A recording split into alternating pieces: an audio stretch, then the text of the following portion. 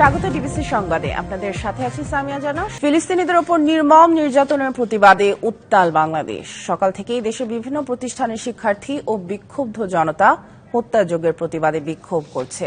রাজধানীর মহাখালী ওয়্যারলেস মোড়ে ইসরায়েলি বাহিনীর চালানো ধ্বংসযজ্ঞের প্রতিবাদ ও ফিলিস্তিনিদের প্রতি সংহতি জানিয়েছে স্থানীয়রা। রাজধানীর বাড্ডায় ব্র্যাক বিশ্ববিদ্যালয়ের সামনে শিক্ষার্থীরা দখলদার ইসরায়েলের গাজায় নৃশংস গণহত্যা ও ধ্বংসযজ্ঞের তীব্র প্রতিবাদ জানায়। প্রতিবাদের সরব গাজীপুরবাসীও। হোতাপাড়া এলাকায় বিক্ষোভ করছেন বিভিন্ন শিক্ষা প্রতিষ্ঠানের শিক্ষার্থী ও এলাকাবাসী। ফিলিস্তিনে চলমান হত্যাযজ্ঞের প্রতিবাদে রাজপথে নামে পটুয়াখালীর শিক্ষার্থীরাও। এদিকে ঢাকা বিশ্ববিদ্যালয়ে সকাল 9টা থেকে বেলা 11টা পর্যন্ত সব অফিস বন্ধ। প্রতিবাদে সারা দেশে বিক্ষোভ মিছিলের ডাক দিয়েছে জামায়াতে ইসলামী। বিশ্বব্যাপী গড়ে ওঠা নো ওয়ার্ক নো স্কুল কর্মসূচির সাথে সহমর্মিতা জানিয়ে মঙ্গলবার সব শিক্ষা প্রতিষ্ঠানে প্রতিবাদ কর্মসূচির ঘোষণা দিয়েছে ছাত্রদল।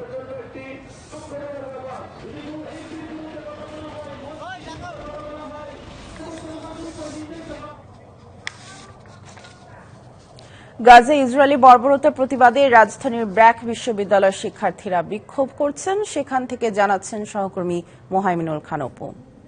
শিক্ষার্থীরা কি বলছেন গাজার ইসরায়েলের নির্মম হত্যাযজ্ঞ নিয়ে বিস্তারিত জানাবেন।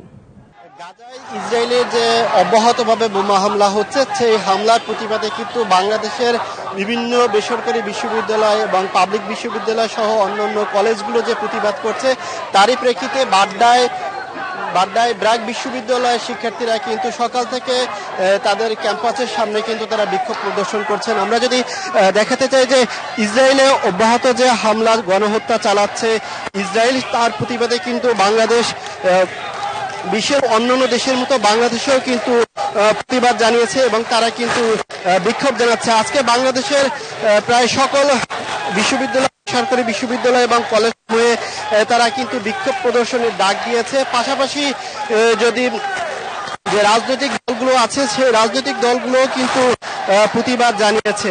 তা আমরা এখন ব্র্যাক বিশ্ববিদ্যালয়ের সামনে, এখানে কিন্তু শুধু যে শিক্ষার্থীরাই বিক্ষোভ করছেন তা নয়, এর পাশাপাশি কিন্তু নানা শ্রেণী পেশার মানুষ যারা রয়েছেন তারাও কিন্তু এতে অংশগ্রহণ করেছেন। এর প্রতিবাদে কিন্তু আমরা অনেক শিশুকেও দেখেছি যে তারা ফিলিস্তিনের পতাকা হাতে কিন্তু এই ব্র্যাক বিশ্ববিদ্যালয়ের সামনে শিক্ষার্থীদের সাথে সহমত জানিয়ে তারা কিন্তু অবস্থান করছে। আমরা কয়েকজন শিক্ষার্থীর সাথে কথা বলার চেষ্টা করব। এখানে আমরা জানতে চাইবো যে আপনাদের প্রতিবাদ করছেন এবং সাথে সন্তানকে নিয়ে এসেছেন, আপনাদের প্রতিবাদটা কি? সন্তানকে নিয়ে এসেছি একটা মেসেজ দেওয়ার জন্য যে সারা বিশ্বে ইসরায়েলের যে বর্বরতা ফিলিস্তিনিদের উপর, এর ন্যূনতম একটা প্রতিবাদ স্বরূপ যে আমরা বিক্ষোভ সভায় অংশগ্রহণ করব। একজন মানুষ এবং একজন মুসলিম হিসাবে এটা আমাদের একটা ন্যূনতম একটা পদক্ষেপ। আমরা তো যে ফিলিস্তিনিদের যুদ্ধ করতে পারছি না, আমাদের দেশে থেকে নিজ নিজ অবস্থান থেকে যতটুকু সম্ভব ততটুকু আমরা করার চেষ্টা করছি আর কি। আর বাচ্চাদের নিয়ে আসার উদ্দেশ্য হচ্ছে যে তাদের মধ্যে যেন একটা মনুষ্যত্ব বোধ জাগ্রত হয়, একটা চেতনা জাগ্রত হয়, তারা যেন ভবিষ্যতেও এরকম মানবিকতার পাশে দাঁড়ায়, মুসলিমদের পাশে দাঁড়ায়, এই চেতনাটা তৈরি করার জন্য তাদেরকে নিয়ে আসছে। আমরা আরো কয়েকজন শিক্ষার্থীর সাথে কথা বলার চেষ্টা কয়েকজনের সাথে কথা বলার চেষ্টা করবো যে আপনারা আজকে এখানে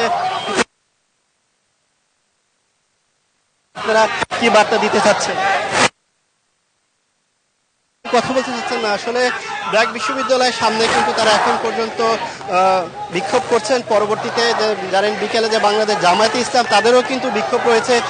তারা বিকাল 4টায় মহাখালী রেল স্টেশন এবং বায়তুল মোকাররমে ঢাকা মহানগর উত্তর জামাতের পক্ষ থেকে বিক্ষোভের ডাক দিয়েছেন। পাশাপাশি যে অন্যান্য ইসলামী দলগুলো রয়েছে তারাও কিন্তু রয়েছেন।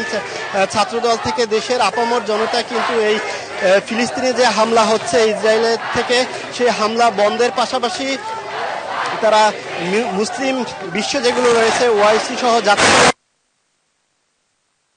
এই হামলা বন্ধ করা হয়। তো এই ছিল রাজধানীর ব্র্যাক বিশ্ববিদ্যালয়ের সামনে থেকে সবশেষ খবর। গাজীপুরের হোতাপাড়া এলাকায় বিক্ষোভ করছেন বিভিন্ন শিক্ষা প্রতিষ্ঠানের শিক্ষার্থীরা এবং সেই সাথে রাজশাহীর খবরও আমরা জানবো। আমাদের সাথে আছেন আমাদের সহকর্মী মাহমুদা শিকদার এবং সৌরভ হাবিব। প্রথমে যেতে চাই মাহমুদা আপনার কাছে, শিক্ষার্থীদের কর্মসূচি বিস্তারিত জানাবেন, তারা কি বলছেন, কি বার্তা দিচ্ছেন? গত কয়েকদিন ধরে কিন্তু দেখতে পাচ্ছি যে গাজীপুরের বিভিন্ন এলাকাতে কিন্তু এই যে ইসরায়েলি বাহিনীর যে বর্বরতা সেই নির্মমতার কারণে কিন্তু বাংলাদেশবাসীর যে ক্ষোভ সেই ক্ষোভের বহিঃপ্রকাশ হচ্ছে। আমি যদি একটু পেছনে আপনাকে দেখাই যে এখানকার যারা এলাকার বাসী মুখে জাতীয় পতাকা এবং হাতে প্যালেস্টাইন পতাকা, এবং যদি আমি একটু নিচে যে নির্মমতার যে ঘৃণা এবং বহিঃপ্রকাশ সেই বহিঃপ্রকাশ হিসেবে কিন্তু ইসরায়েলি বাহিনীর যে পতাকা সেই পতাকা পায়ের নিচে রেখে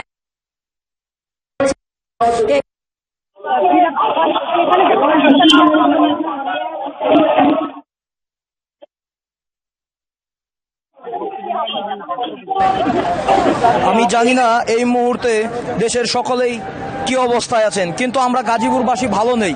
কারণ আমাদের ছোট ভাই বোনেরা, আমাদের সম্মানিত বড় ভাইরা, তারা গাজায় এখন লাশ হয়ে পড়ে আছে।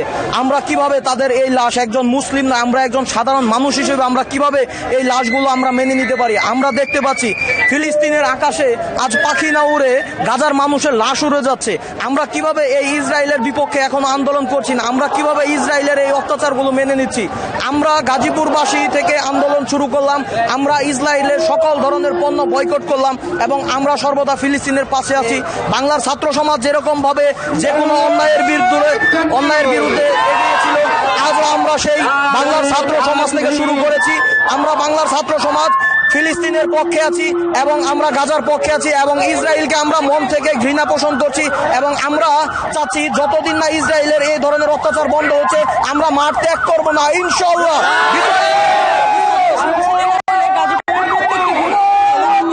ছাত্রছাত্রী তার পাশাপাশি এলাকাবাসীর প্রত্যেকে আসলে সড়ক মহাসড়কে নেমে গেছে এবং প্যালেস্টাইনবাসীর মাহমুদা, ধন্যবাদ। আমরা গাজীপুরের খবর জানছিলাম। আমরা এবার যেতে চাই রাজশাহী বিশ্ববিদ্যালয়ে। সেখানেও বিক্ষোভ কর্মসূচি পালন করছেন শিক্ষার্থীরা। সরাসরি যুক্ত আছেন আমাদের সহকর্মী সৌরভ হাবিব। সৌরভ, রাজশাহী বিশ্ববিদ্যালয়ে ফিলিস্তিন ইসরায়েলের হামলার বিরুদ্ধে কি ধরনের কর্মসূচি নেওয়া হয়েছে এবং কি বার্তা দিচ্ছেন শিক্ষার্থীরা, জানাবেন।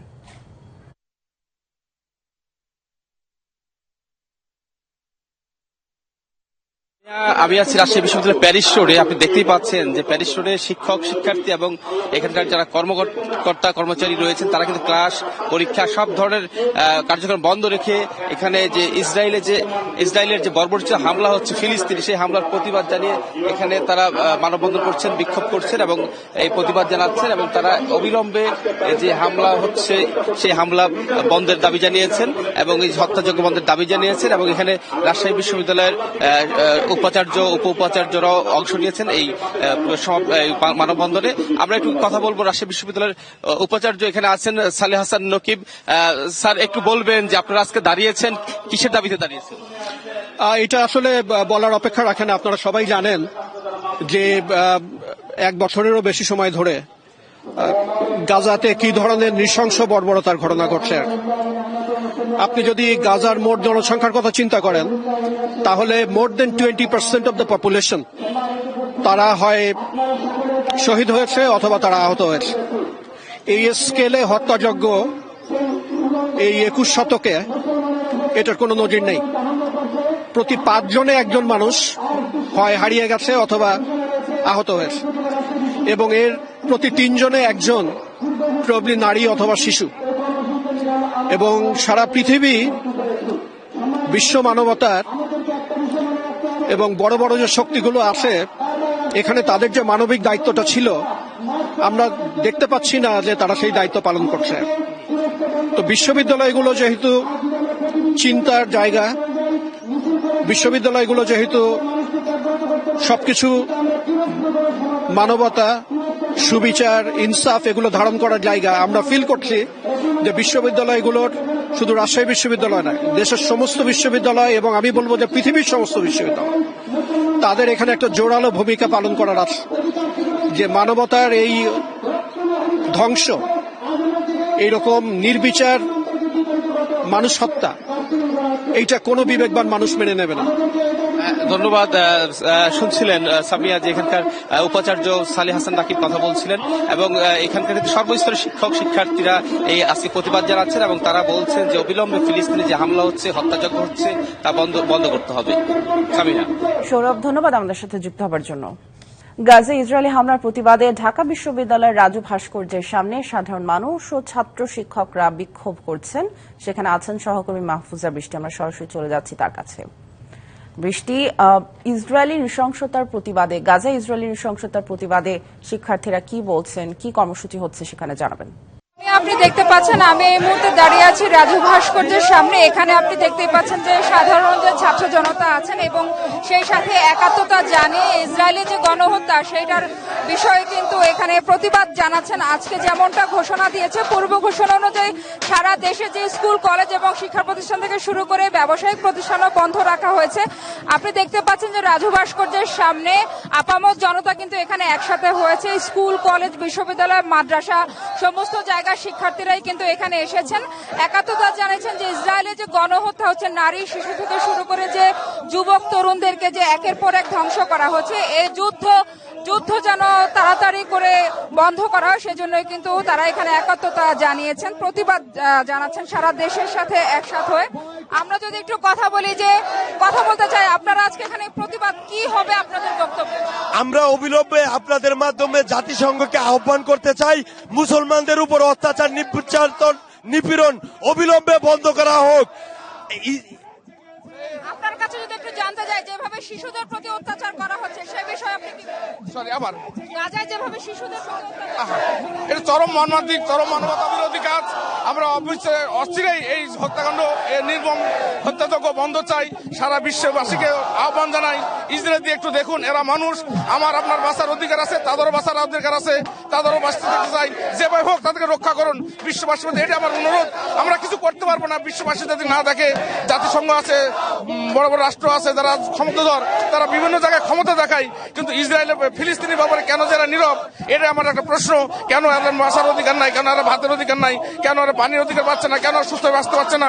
আমি আহ্বান করবো, সবার করজোরে অনুরোধ করবো, তাদের দিকে একটু নজর দিন, তারা বাঁচার অধিকার দিন। এই দৃশ্য আর আমরা দেখতে চাই না, এই দৃশ্য বিশ্ব দেখতে চায় না। ধন্যবাদ আপনাকে। সামিয়া, আপনি যেমনটা দেখছিলেন যে এখানে কিন্তু সারা দেশের মানুষ কিন্তু এখানে একাগ্রতা প্রকাশ করেছেন এবং আমরা যতটা জানতে পেরেছি যে ঢাকার বাইরে থেকেও বিভিন্ন যে ছাত্ররা আছেন, সাধারণ এবং সুশীল সমাজরা আছেন, সচেতন ব্যক্তিরা আছেন, তারা সবাই বলছেন যে একার পক্ষে সম্ভব না, বিশ্ববাসীকে এগিয়ে আসতে হবে। ক্ষমতাশীল যে দেশগুলো আছে তাদেরকে এই মুহূর্তে পাশে এসে দাঁড়াতে হবে, তা না হলে গাজাকে রক্ষা করা যাবে না। সামিয়া, এই ছিল রাজু ভাস্কর্য থেকে আমার কাছে। মাহফুজা বৃষ্টি, ধন্যবাদ আমাদের সাথে যুক্ত হওয়ার জন্য। ঢাকার হোটেল ইন্টারকন্টিনেন্টালে বাংলাদেশ বিনিয়োগ সম্মেলনের এক আলোচনা অনুষ্ঠানে বক্তব্য রাখছেন কেন্দ্রীয় ব্যাংকের governor doctor Ahsan H Mansur. সরাসরি চলে যাচ্ছি সেখানে। At different stages in order to reach the global audience. So do you think BIDA would be able to play a critical role in reaching out to the global audience? And is there any way, or does BIDA have that mandate to work with different kind of incubators, accelerators, universities, institutions, even research and development sites in order to strengthen this ecosystem? So what would be your take on this? Well, I think it should be a question from me to you, not so from BIDA to the startup community, how we can help. So one of my biggest realizations in doing this government job for a while is we probably need to listen more as government. I genuinely think the startup community is far more smarter than most of the average government official, including myself.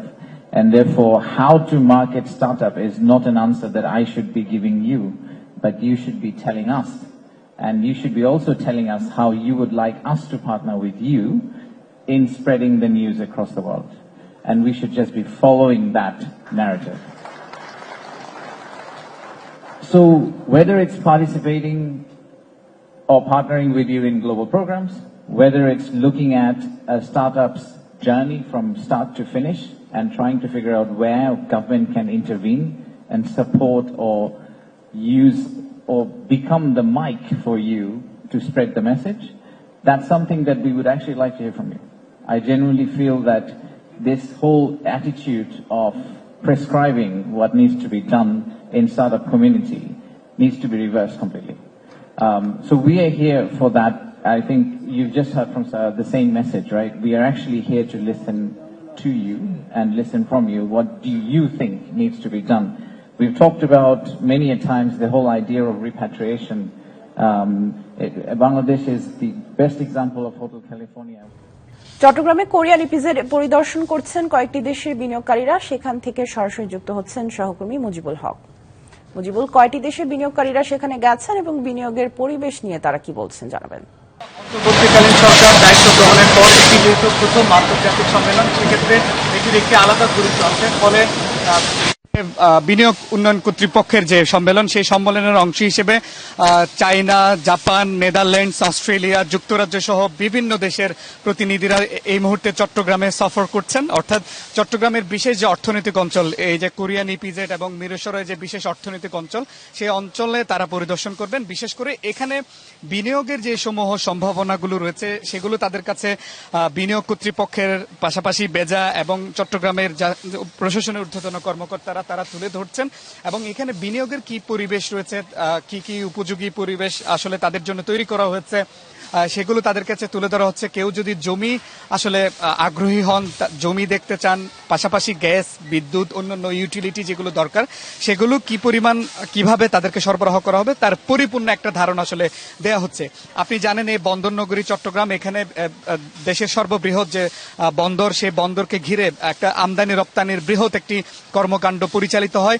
ফলে সেই জায়গাটিকে কেন্দ্র করে আমরা কথা বলেছিলাম যে সরকারের প্রধান উপদেষ্টা যে উপপ্রেস সচিব আবুল কালাম আজাদ মজুমদার, তিনি আমাদেরকে জানিয়েছেন বর্তমান অন্তর্বর্তীকালীন সরকার এই চট্টগ্রামের যে অর্থনৈতিক যে সম্ভাবনা, সেটিকে কাজে লাগিয়ে তারা বিদেশি বিনিয়োগকারীদের এখানে আকৃষ্ট করার জন্য যে যে ব্যবস্থাগুলো গ্রহণ করা দরকার, তাদের জন্য বিনিয়োগের পরিবেশ সৃষ্টি করার জন্য যে যে কাজগুলো করা দরকার, সেগুলো তারা তৈরি করছেন। বিশেষ করে আপনি জানেন যে গার্মেন্টস সেক্টর বাংলাদেশের একটি বড় ক্ষেত্র, এবং এই চট্টগ্রাম সেটির জন্য আরো একটি সুদূর প্রসারী পরিকল্পনার মাধ্যমে কিভাবে আরো বেশি বহির্বিশ্বে এই পণ্যগুলো আসলে ছড়িয়ে দেওয়া যায়, কিভাবে নানান ধরনের যে সুযোগ সুবিধাগুলো বিশ্বে রয়েছে সেগুলো আরো বেশি প্রসারিত করা যায়।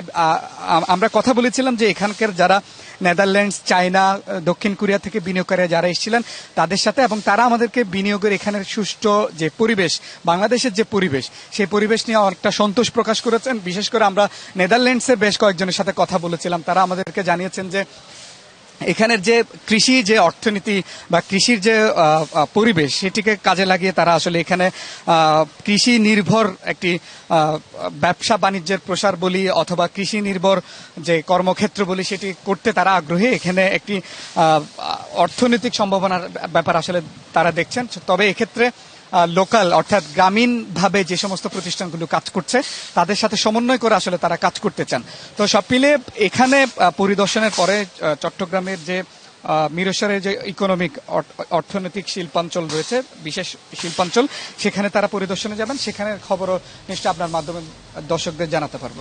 তো সব মিলিয়ে আমরা এখন এখানে রয়েছে এবং পরবর্তীতে নিশ্চয়ই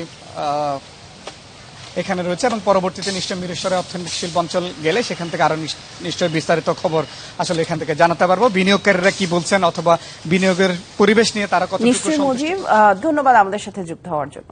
সংবাদ এই ছিল এখনকার মতো। ডিবিসি নিউজের সংবাদগুলো পড়তে ভিজিট করুন dbcnews.tv আর ভিজিট করুন ডিবিসির ফেসবুক পেজ এবং ইউটিউব চ্যানেল। ডিবিসির সঙ্গেই থাকুন 24 ঘন্টা।